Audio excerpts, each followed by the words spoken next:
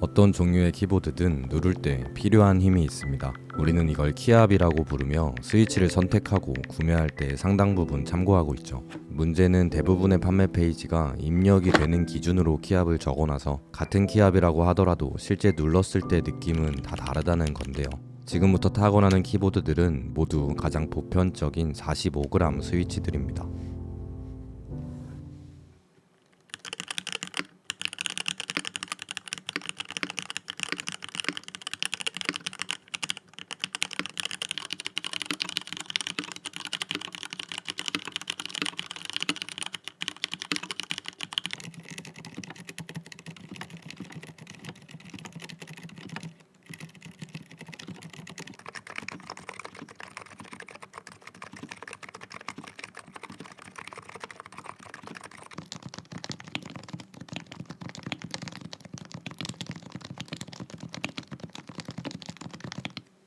이 키보드들은 모두 같은 키압으로 판매하고 있지만 누르는 힘은 다 다르게 느껴집니다. 어떤 건 적당하고 어떤 건 가볍고 또 어떤 건 더 무겁습니다. 신기하죠?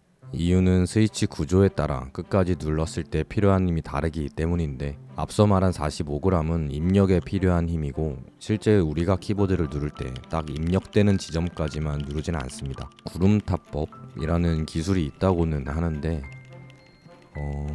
네, 그렇다고 하네요. 어쨌든 분명한 것은 사람마다 타법은 다를지라도 많은 분들이 대부분 끝까지 누른다는 것이고, 따라서 같은 브랜드의 같은 스위치가 아니라면 끝까지 눌렀을 때 필요한 힘이 모두 다르다는 것입니다. 이걸 바닥압이라고 부르는데 입력압보다 실제 키압을 유추하기 쉬워서 커스텀 시장에서는 바닥압을 기준으로 표기하고 있습니다. 가끔 커스텀 영상 댓글에 60g이 넘는 스위치를 어떻게 쓰냐고, 손 안 아프냐고 물어보시는데 여러분도 아시다시피 제가 좀 강한 남자, 바닥압 60g을 입력압으로 환산하면 45g보다 조금 더 가벼울 거예요. 또한 일반 스위치와 저소음 스위치도 느껴지는 키압이 다릅니다. 입력이 되는 지점은 45g으로 같다고 하지만 저소음 스위치들은 슬라이더에 댐퍼가 있어서 바닥까지 누를 때 더 많은 힘이 필요합니다. 아마 저소음 적축을 오래 사용하다 보면 마치 흑축처럼 무겁게 느껴지는 경험들을 해보셨을 거예요. 그래서 조용한 적축 정도로 생각하고 구매한 분들은 예상보다 묵직한 느낌에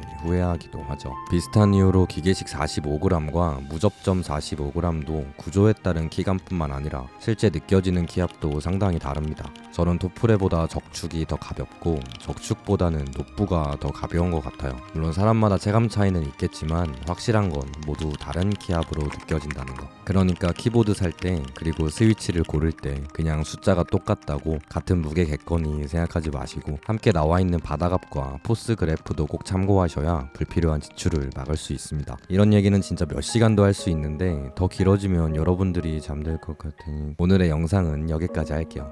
궁금한 점은 댓글로 남겨주시고 저는 다음에 더 의미 있는 영상으로 인사드리겠습니다. 두오키였습니다.